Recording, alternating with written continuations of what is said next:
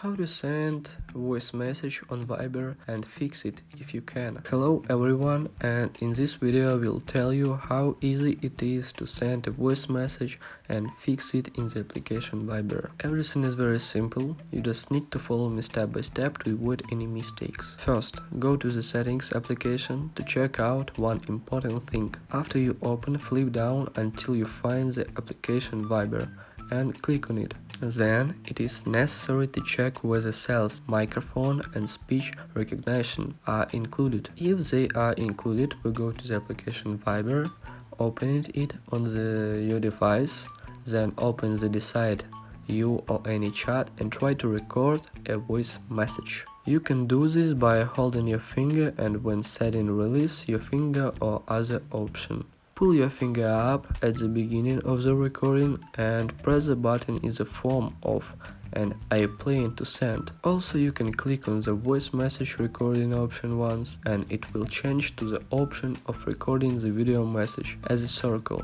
And on this, I hope it was useful for you. Thank you for watching.